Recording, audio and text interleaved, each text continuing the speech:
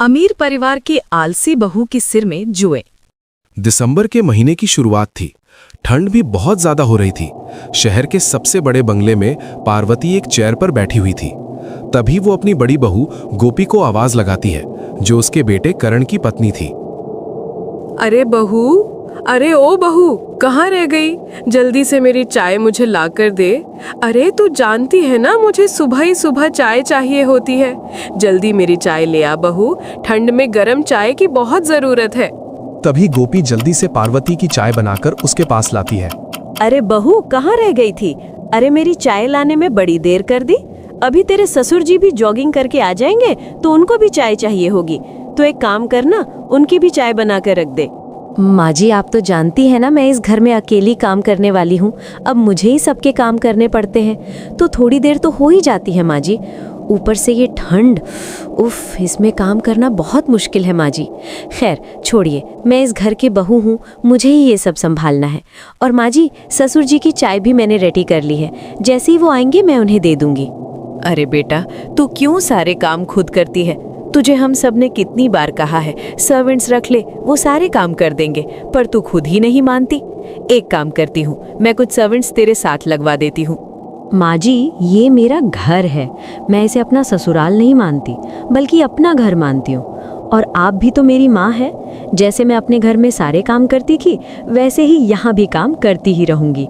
बस मुझ पर थोड़ा लोड आ जाता है, पर ठीक है। अरे बहू, तेरी यही आदतें तो मुझे बहुत पसंद है। मैं जैसी बहू चाहती थी, तू बिल्कुल वैसी ही है। तू हमारी फैमिली के स्टैंडर्ड्स को अच्छे से समझती है। मेरे बेटे ने कोई पुण्य का काम किया होगा जो उसे तू मिल गई। अरे थैंक यू माँ जी। माँ जी, अब हमें राहुल के बारे में भी सोचना होगा। उसकी भी शादी की उम्र हो गई है, अब उसके लिए भी कोई लड़की ढूंढकर उसकी शादी करा देनी चाहिए। हाँ बेटा, सही कह रही है तू। अब राहुल के बारे में भी कुछ सोचना होगा। और वैसे भी तेरी देवरानी आ जाएगी तो तेरे काम में भी हाथ बटाएगी। तू देखना, अपने राहुल के लिए मैं बिल्कुल तेरे जैसी लड़की लेकर आऊंगी। सास और बहू की आपस में बातें चलती रहती हैं। कुछ टाइम बाद गोपी अपने काम करने के लिए वहां से चली जाती है। सब लोग डाइनिंग टेबल पर बैठे हुए थे और आपस में बातें कर रहे होते हैं। राहुल बिल्कुल खामोश बैठा था, वो किसी से बात नहीं कर रहा था। तभी गोपी उसे देखती है और उससे कहती है, अरे क्या हुआ देवर जी, आज बड़े खामोश लग रहे हो? वैसे तो बातें कर करके हम सबका दिमाग खा जाते हो। आज क्या हुआ, सब ठीक तो है ना? अरे कुछ नहीं भाभी, मैं खामोश नहीं हूँ, बस कुछ सोच रहा था। वो आज मेरी और भैया की बहुत खास मीटिंग है ना ऑफिस में, तो बस उसी के बारे में सोच रहा था। अरे राहुल, तुम इतना क्यों सोच रहे हो? अरे मीटिंग हम दोनों साथ अटेंड करेंगे ना, तो इसमें इतनी टेंशन लेने की क्या बात है? तुम बिल्कुल टेंशन मत लो, मैं हूं ना, मैं सब संभाल लूंगा ऑफिस में। हाँ बेटा, क्यों इतना सोचता है? अरे तूने अभी अभी तो ऑफिस जाना शुरू किया है और अभी से इतनी टेंशन ले ली। अरे अभी तो मेरा सारा बिजनेस तुझे और तेरे भाई को ही संभालना है। सिर्फ मीटिंग्स के बारे में इतना सोचेगा तो मेरा ये बिजनेस कैसे संभालेगा? अरे भैया, पिताजी, मैं कोई इतना नहीं सोच रहा हूँ। अब मीटिंग के लिए प्रिपेयर्ड तो होना ही पड़ता है ना। असल में भाभी बस मेरे साथ मस्ती कर रही हैं। भाभी की तो आदत है मुझे छेड़ने की। भाभी मेरे साथ ऐसी मस्ती करती रहती हैं। सब लोग नाश्ता करते रहते हैं और आपस में बातें करते रहते हैं। फिर कुछ टाइम के बाद राहुल भी ऑफिस जा रहा होता है। तभी गोपी उसे देखकर आवाज देती है और उसे रोक लेती है। हाँ, क्या हुआ भाभी? आपने मुझे क्यों रोका? जल्दी बताइए। देखो ना, मुझे ऑफिस जाने के लिए लेट हो रहा है। भैया और डैडी तो अपनी कार में निकल भी गए, अब मुझे अलग से जाना पड़ेगा। आप बताइए ना, क्या बात है? आपने क्यों रोका है मुझे? ओ देवर जी, बहुत जल्दी हो रही है ऑफिस जाने की। आज से पहले तो तुमने कभी ऑफिस जाने के बारे में इतना नहीं सोचा। क्या चक्कर है देवर जी? आज से पहले तो इतना सीरियस कभी नहीं हुए। और हाँ, डाइनिंग टेबल पर भी तुम गहरी सोच में थे।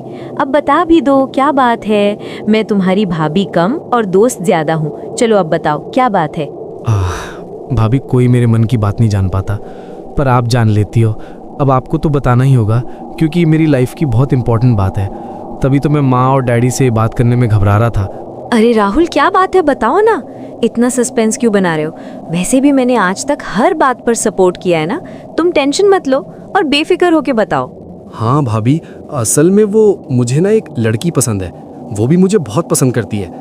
एक्चुअली हम दोनों एक दूसरे को बहुत टाइम से जानते हैं और अब ना मैं उससे शादी करना चाहता हूँ। पर क्या करूँ, कैसे बात करूँ, सबको कैसे बताऊँ, समझ नहीं आ रहा।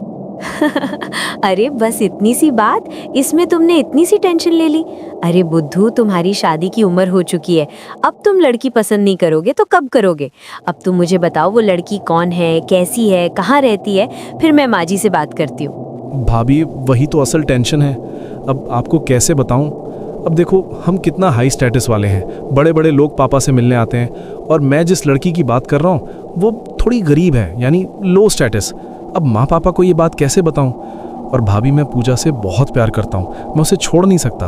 ओह, तो उसका नाम पूजा है? देखो राहुल, ये 2025 चल रहा है, 2026 आने वाला है, और अब भी तुम ये लो हाई स्टेटस की बातें कर रहे हो। देखो, अगर लड़की अच्छी है तो उससे तुम्हारी शादी होकर रहेगी। मैं खुद माँ जी से जाकर बात करूंगी।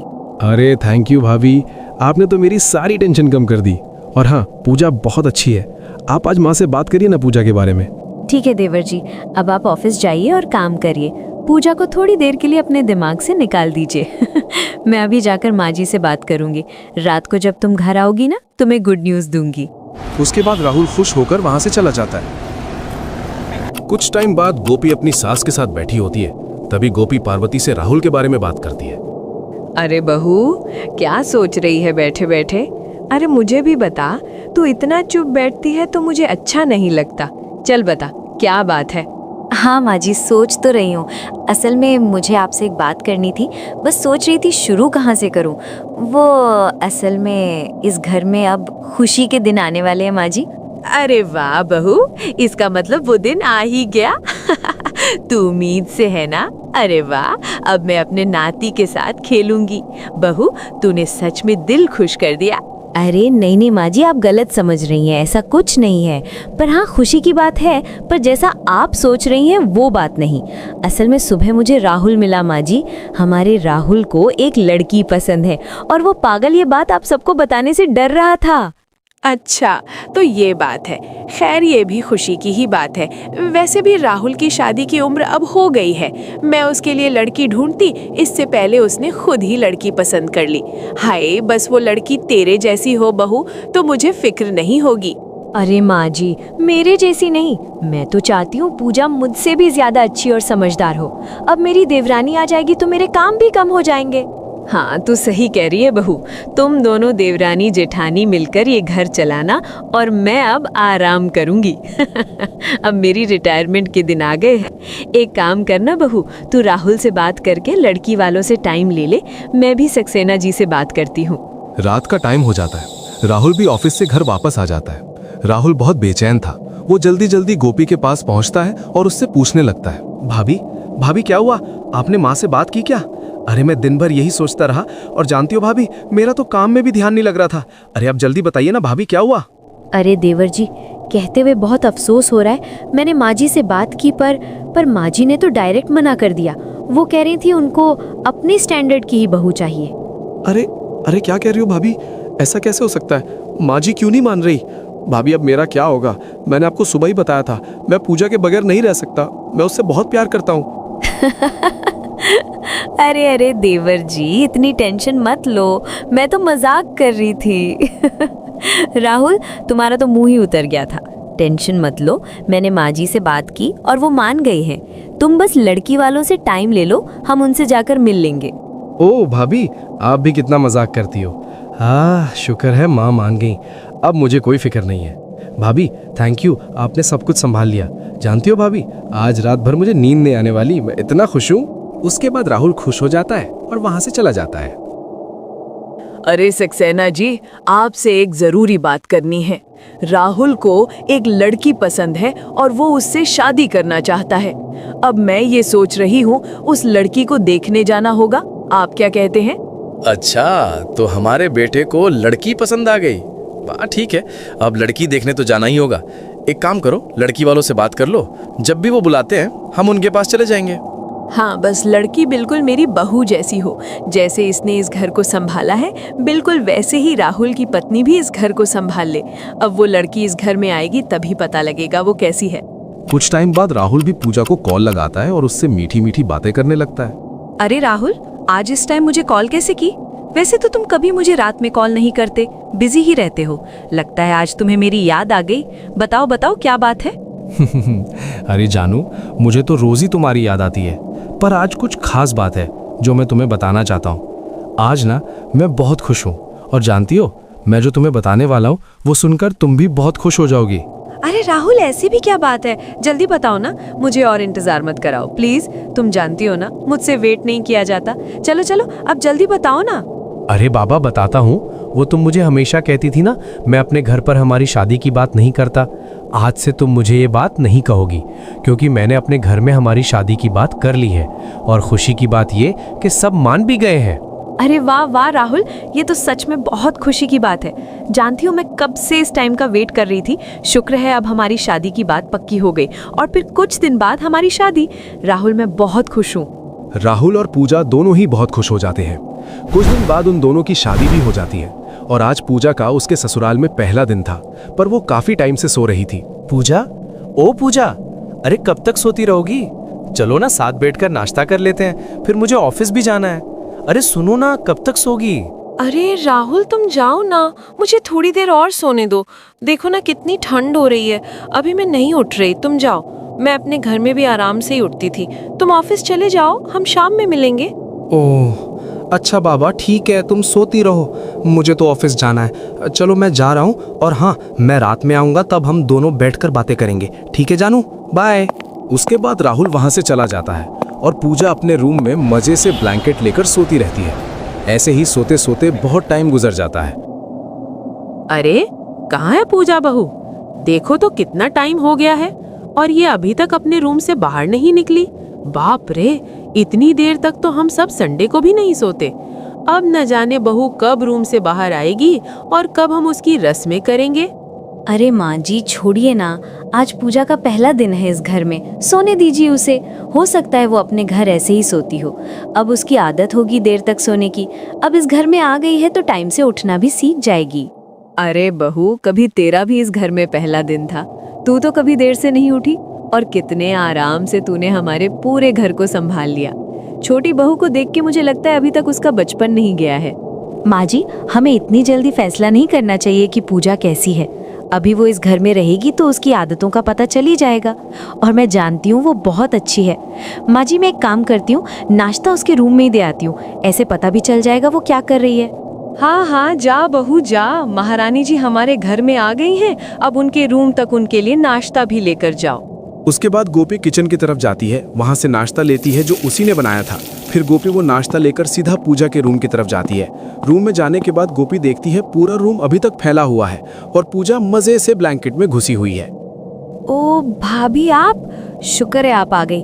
मैं कब से सोच रही थी कोई रूम में आए तो उससे बोलूं कि मुझे भूख लग रही है, अभी कुछ खाने को ला दो। और देखो ना, आप आ गई। असल में सर्दी इतनी हो रही है कि इस ब्लैंकेट से बाहर निकलने का मूड ही नहीं हो रहा। भाभी, लाइए ना, क्या नाश्ता लेकर आई है मेरे लिए? हाँ, ये लो ना, मैं तुम्हारे लिए नाश्ता लेकर आई हूँ। और हाँ, सही कह रही हो तुम, ठंड तो वाकई बहुत हो रही है। अब तुम्हारी तो आदत भी नहीं होगी ना ठंड में उठने की। मैं तो उठ जाती हूँ, घर के काम होते हैं ना तो उठना ही पड़ता है। वैसे तुम्हारा रूम काफी साफ हो रहा है। क्या मजाक कर रही हो भाभी, रूम कहाँ से साफ हो रहा है? असल में आप किसी को बताना मत, मैं तो अपना रूम ऐसा ही रखती हूँ, वरना मुझे अच्छा नहीं लगता। रूम थोड़ा सा फैला हुआ हो ना, तभी मुझे सुकून आता है। पूजा की ये बात सुनकर गोपी खामोश हो जाती है, और पूजा को देखकर सोचने लगती है। अरे बाप रे, मैं तो सोच रही थी देवरानी आएगी तो मेरे काम में हाथ बटाएगी, पर इसका तो अपना हाल इतना खराब है। एक नंबर की फुअड़ है ये तो। बाप रे, पूरा कमरा फैलाया हुआ है, और ऊपर से इसे मेरी ये बातें मजाक लग रही हैं। क्या करूं अब? इसे कुछ बोल भी नहीं सकती, मेरे देवर की पत्नी है। इसे कुछ बोलूंगी तो राहुल बुरा मान जाएगा। अरे भाभी, क्या सोच रही हो? रख दो ना ये नाश्ता, यहाँ मेरे बेड पर रख दो। मैं ये नाश्ता लेने के लिए ब्लैंकेट से बाहर नहीं निकलने वाली। ठंड हो रही है, मेरा नाश्ता मुझे बेड पे ही दे दो, मैं यहीं खा लूंगी। उसके बाद गोपी नाश्ते की ट्रे बेड पर रख देती है और पूजा के रूम से चली जाती है। बाप रे, बात तो ऐसे कर रही है जैसे कहीं की महारानी हो। मेरा बेचारा देवर राहुल, अब क्या होगा उस बेचारे का? सोचा नहीं था वो अपने लिए इतनी आलसी लड़की पसंद करेगा। खैर, मुझे तो मेरी देवरानी आने से कोई फायदा नहीं हुआ। मुझे तो मेरे सारे काम वैसे ही करने होंगे, और ऊपर से महारानी की खिदमत भी करनी होगी। पूजा एक नंबर की आलसी लड़की थी। वो पूरे दिन रूम में रहती है और बेड पर बैठकर आराम करती रहती है। वहीं गोपी पूरे घर की साफ सफाई करती है, किचन के सारे काम करती है। पूजा अपनी नई दुल्हन होने का फायदा उठाती है। वो लंच और डिनर दोनों ही अपने रूम में बैठकर करती है। रात के टाइम जब राहुल ऑफिस से वापस आता है तो पार्वती उसे रोक लेती है और उससे कहती है, अरे रुक बेटा, तुझसे कुछ बात करनी है। अरे ये कैसी लड़की पसंद की है तूने? पूरा दिन हो गया अपने रूम से बाहर नहीं निकली, ऊपर से उसे खाना भी अपने रूम में चाहिए। अरे तुझे शादी करने को कोई और लड़की नहीं मिली थी क्या जो इतनी आलसी लड़की ले आया? अरे माँ, नहीं, पूजा आलसी नहीं है। असल में आज उसका पहला दिन है ना इस घर में, तभी वो अपने रूम से बाहर नहीं निकली होगी। आप लोग टेंशन मत लो। अरे पूजा तो अपने घर में बहुत काम करती थी, बल्कि अपना पूरा घर वही संभालती थी। अच्छा, ऐसे बात है। पर इसे देखकर तो लग रहा है इसने कभी हिलकर पानी तक नहीं पिया, और तू कह रहा है कि ये घर के सारे काम करती थी। अरे तू मान ले बेटा, तेरी पत्नी एक नंबर की आलसी है। अच्छा ठीक है मां जी, अब मैं क्या कर सकता हूँ? रूम में जाकर देखता हूँ पूजा क्या कर रही है। आप लोग फिक्र मत करो, कल से वो कोई आलसीपन नहीं दिखाएगी। अरे देवर जी, अभी जब आप अपने रूम में जाओगे तब आपको पता लगेगा कि आपकी पत्नी कितनी आलसी है। उसने जरूर अभी तक अपना पूरा रूम फैला कर रखा हुआ होगा। उसके बाद राहुल वहां से चला जाता है। राहुल अपने रूम में पहुंचता है तब वो देखता है कि पूरा रूम फैला हुआ है और झूठे बर्तन भी वहीं पड़े हैं।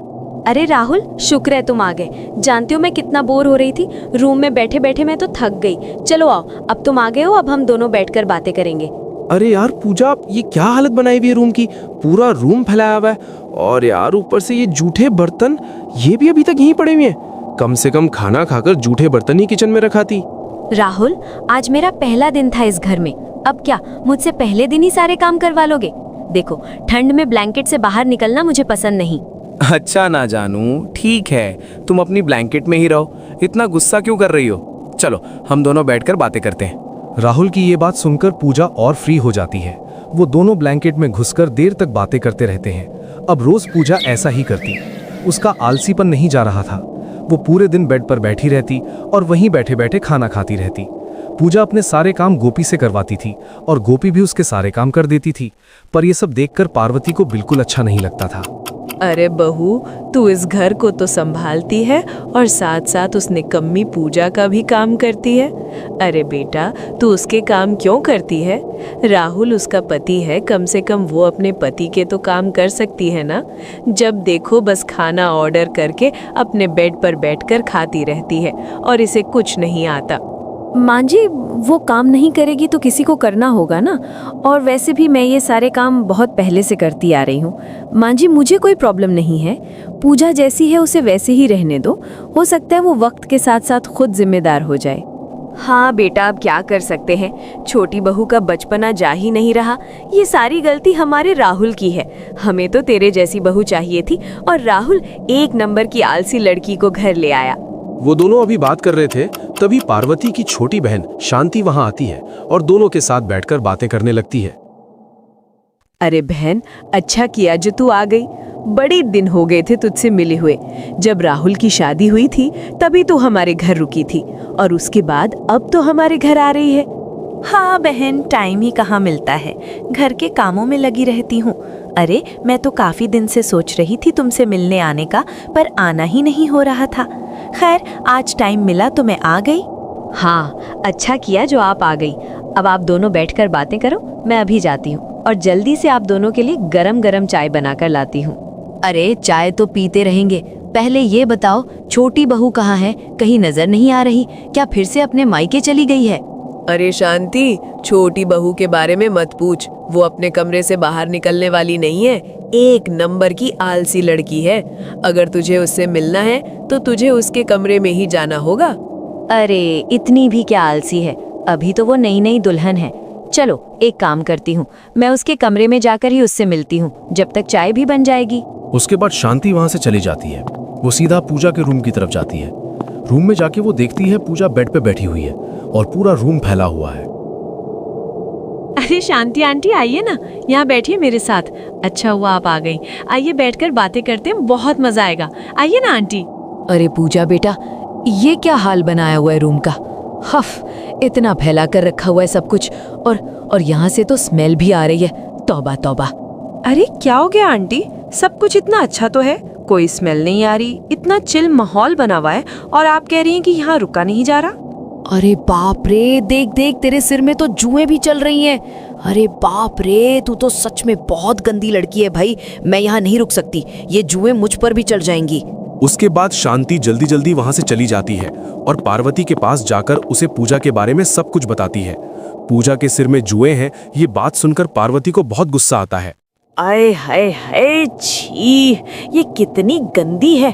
इस पूजा के आलसीपन की वजह से आज इसके सिर में जुएं पड़ गईं, गंदी कहीं की। जब पूरा दिन अपने बेड पर बैठी रहेगी और 10 दिन तक नहीं नहाएगी तो यही होगा।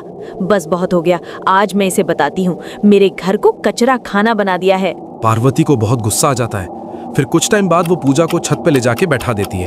वहां पूरा परिवार जमा हो जाता है। बहुत ज्यादा ठंड हो रही थी और पार्वती पूजा को ठंडे पानी से नहलाने वाली थी। बहू, बस बहुत हो गया तेरा आलसीपन, हद है। तेरे सिर में इतनी सारी जुएं हैं, अब मैं तुझे नहीं छोड़ूंगी। आज मैं तेरा सारा आलसीपन निकाल दूंगी। जब ये ठंडा पानी तेरे ऊपर गिरेगा ना, तब तुझे पता लगेगा। नहीं नहीं माँ जी, मैं मर जाऊंगी। बहुत ठंड हो रही है और पानी भी बहुत ठंडा है। प्लीज मुझे माफ कर दो। आगे से मैं बिल्कुल आलसीपन नहीं करूंगी। माँ जी, छोड़ दो ना पूजा को, बेचारी इतना कह रही है और आगे से वो साफ सुथरी ही रहेगी, कोई आलसीपन नहीं करेगी। अरे पार्वती, क्यों बहू को ठंड में जमाना चाहती हो? अरे इस बार छोड़ दो, वो आइंदा से ऐसा नहीं करेगी। हाँ माँ, इस ठंड में तो खड़ा भी नहीं हुआ जा रहा और आप तो पूजा को ठंडे पानी से नहला रही हो। अरे इसका क्या हाल होगा। बस आज मैं किसी की कोई बात नहीं सुनूंगी। ये बहू बहुत आलसी है और देखो तो इसके सिर में जुएं पड़ गई हैं। अब तो इसे ठंडे पानी से नहाना ही होगा ताकि ठंड से सारी जुएं मर जाएं और इसका आलसीपन भी दूर हो जाए। उसके बाद पार्वती पूजा के बालों में शैम्पू लगाकर उसके ऊपर ठंडा ठंडा पानी डालती है और उसे ठंडे पानी से नहलाने लगती है। ठंडे पानी से नहाकर पूजा कांप जाती है, पर उसके बालों से सारी जुएं निकल जाती हैं। ठंडे पानी से नहाने के बाद पूजा की अकल ठिकाने आ जाती है और वो खुद को बहुत हल्का हल्का फील करती है। तभी पूजा पार्वती से कहती है, माँ जी, आपने मुझे ठंडे पानी से नहला दिया, पर मुझे तो बहुत अच्छा लग रहा है। मेरा सिर भी एकदम हल्का सा हो गया है। माँ जी थैंक्स, आपने मेरे साथ ऐसा किया। शायद मैं ही गलत थी, मैं बहुत आलसी हो गई थी, पर अब से मैं बिल्कुल ठीक हो जाऊंगी और माँ जी आपको शिकायत का कोई मौका नहीं दूंगी। पूजा ने सोच लिया था वो अब आलसीपन की जिंदगी छोड़ देगी। फिर वो सबसे वादा करती है कि वो कभी आलसीपन नहीं करेगी और घर के सारे काम करेगी, अपनी जेठानी को हर काम में मदद करेगी। ऐसे सब कुछ ठीक हो जाता है और पूजा लाइन पे आ जाती है।